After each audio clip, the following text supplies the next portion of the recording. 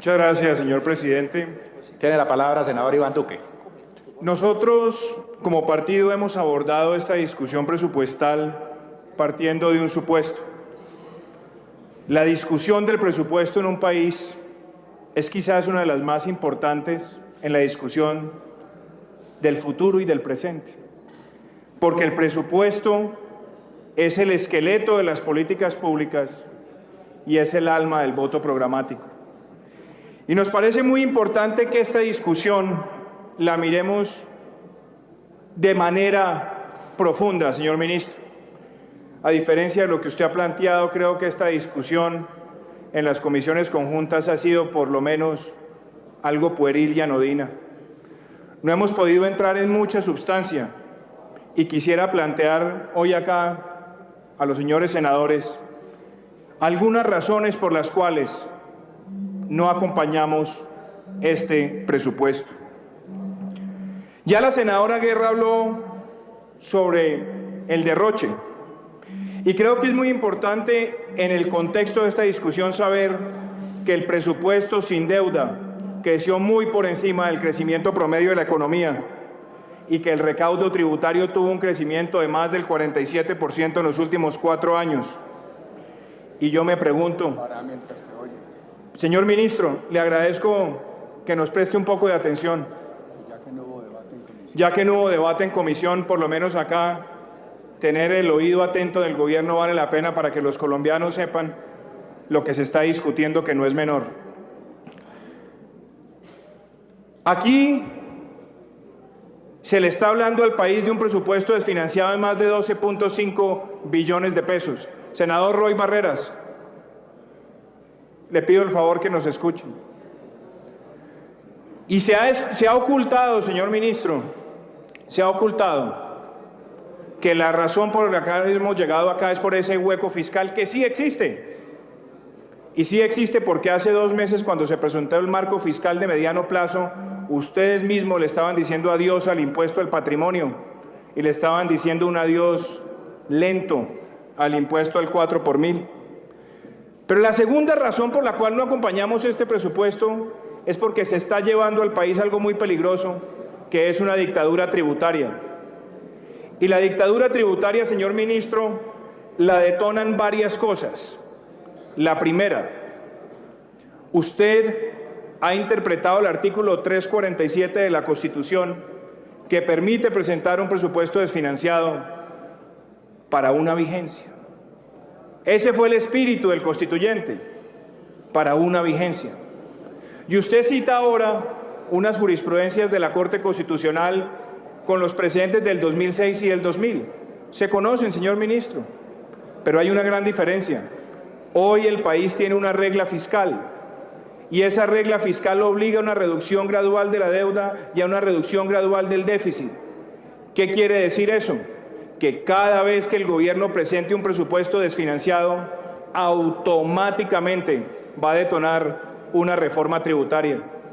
Y usted hoy le ha presentado al país una reforma para 4 años que aspira a recaudar más de 48 billones de pesos, con algo muy grave. Hay una competencia natural que le asiste a las comisiones terceras del Congreso por su especialidad en los temas tributarios.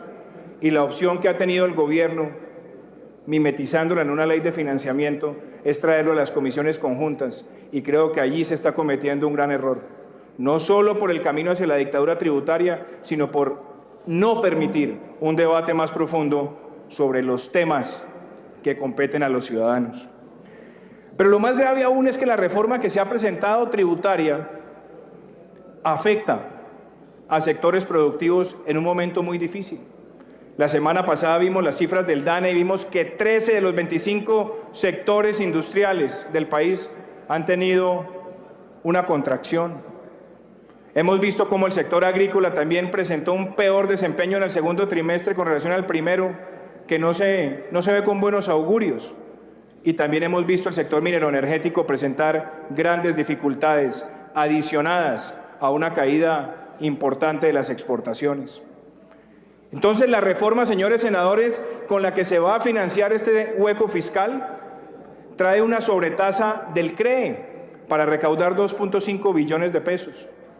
Y entonces uno se pregunta, señor ministro, ¿usted nunca socializó eso? ¿Nunca lo comunicó a la opinión pública?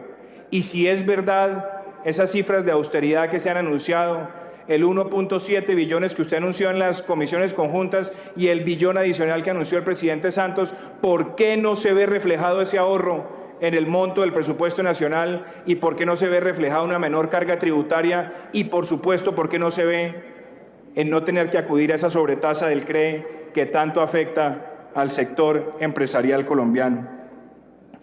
Pero adicionalmente nos ha traído el impuesto a la riqueza, cambiándole la naturaleza al impuesto al patrimonio. Y le quiero también recordar a los apreciados colegas que en el 2010, cuando se crea el impuesto al patrimonio, se configura a partir de 3.000 millones de pesos. Pero en el año 2010, por una razón extraordinaria, que era la oleada invernal, el gobierno lo bajó a una base gravable de 1.000 millones de pesos. Y hoy, con el impuesto a la riqueza, se quiere volver esa ampliación extraordinaria de la base permanente. Y mire, hay sectores en este país, señor ministro, que van a tener que pagar 3 veces por el mismo patrimonio, por renta presuntiva, por impuesto predial y por patrimonio. Pregúntese, ¿cómo le dice uno eso al pueblo colombiano ahora cuando se están avecinando momentos de turbulencia?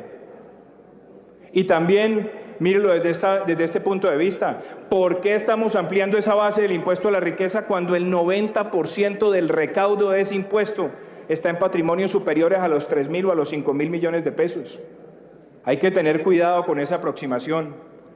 Y le agrego otra medida que está contemplada allí: la eliminación de las devoluciones a los pagos con tarjetas débito y crédito, que fue un instrumento para incentivar la bancarización y para promover el consumo en la clase media. Otra señal negativa de la reforma que va a financiar este presupuesto desfinanciado. La tercera razón, señor ministro, tiene que ver con la eficiencia del gasto. Ya la senadora Guerra habló de algunas razones. Miremos la estaticidad, la no movilidad de la productividad en el país en los últimos 3 años, el agravamiento del índice de desigualdad del Gini en 13 de las principales ciudades del país y el estancamiento de ese índice, a pesar de haber visto ese aumento en el presupuesto de inversión y en el presupuesto en general. Pero, señores senadores, le agrava aún algo más.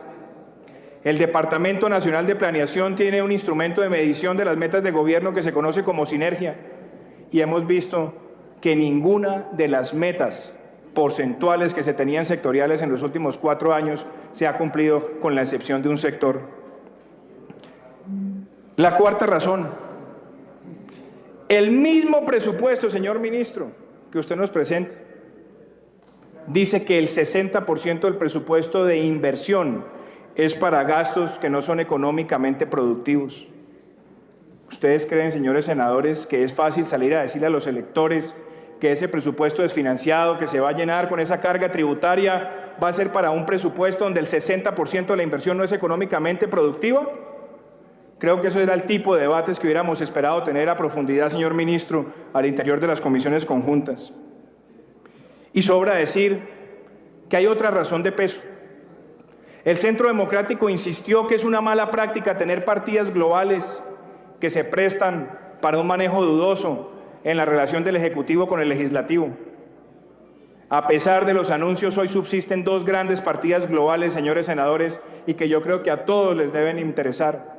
La primera, en el presupuesto regionalizado hay 1.8 billones de pesos que aún aparecen por regionalizar. Sería bueno saber cuál va a ser esa distribución. Y aún subsiste en el presupuesto del Ministerio de Hacienda cerca de 1.2 billones de pesos para proyectos por distribuir. Otra gran partida global. Otra razón, señor ministro: la sostenibilidad y la consistencia de este presupuesto con el marco fiscal de mediano plazo sí importa.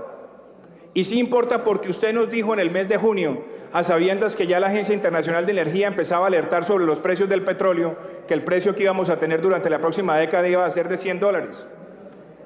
Y, señores senadores, ya la realidad nos muestra que el precio del petróleo está bordeando los $80. Por cada dólar que cae el precio del petróleo con relación al marco fiscal, la nación deja de recibir cerca de 350.000 millones de pesos al año.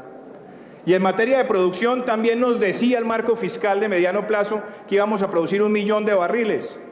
Ya sabemos que este año tuvimos que replantear la cifra con respecto al 2013, pero lo que es aún más grave, señores senadores, es que Colombia tiene reservas para 7 años y la Agencia Colombiana de Petróleos ya habla de un escenario base de producción de 830.000 barriles. Y la última ronda Colombia de asignación de campos petroleros, que ofreció 96 yacimientos, solamente firmó contratos por 26, la cifra más baja en 14 años. Senador Iván Duque, se le va cumpliendo el tiempo de lo que acordamos. Me quedan 2 minutos, señor presidente. Sí, senador. Cierro con lo siguiente. Otra razón, las promesas de campaña. Usted estaba allí, señor ministro, cuando en las comisiones conjuntas el ministro Henao dijo que no tenía recursos para las 300.000 casas gratis adicionales, y también estaba allí cuando la ministra Parodi dijo que con escasos recursos iba a poder cumplir algunos básicos pilotos en materia de jornada única. La pregunta que uno se hace es, ¿cuál va a ser la reforma tributaria para cumplir con esas promesas que no están contempladas? O si el gobierno le va a decir al país que lo que tuvo fue un ojo pantagruélico y poca capacidad fiscal para hacer la realidad. Señor ministro, hoy el panorama internacional no es fácil y me parece que usted está vendiendo demasiadas ilusiones.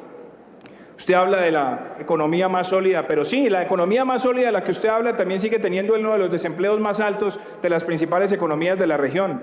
Sigue teniendo una tasa de desempleo juvenil alarmante, sigue teniendo un elevado nivel de informalidad y sigue teniendo unos mercados de capital que son pequeños para el tamaño de la economía. Hay que tener mucho cuidado con esa reforma que usted está presentando para tapar huecos. Y creo, para cerrar, señores senadores, que la responsabilidad nuestra es que esta reforma que se ha presentado no sea aprobada con los elementos que tiene. Afecta a la inversión, afecta al ahorro, golpea a la clase media y desincentiva muchos sectores importantes para la generación de empleo. Usted, señor ministro, sabe que el panorama que se viene en términos de los índices globales de bonos para los mercados emergentes se van a deteriorar y el costo de la deuda se va a deteriorar para muchos países de la región. Ya hemos visto para Colombia un deterioro en los últimos meses. Usted sabe, señor ministro, lo que le va a pasar al país con esa caída de las rentas petroleras. Y usted sabe, señor ministro, que estamos jugando con candela si no le hablamos al país de una reforma tributaria estructural. Por eso, señores senadores, el Centro Democrático no va a votar este presupuesto, lo va a votar negativamente. Y le solicito a usted, señor presidente, en uso de las facultades que nos otorga el reglamento, que la votación de este presupuesto sea nominal. Muchas gracias. Así se hará.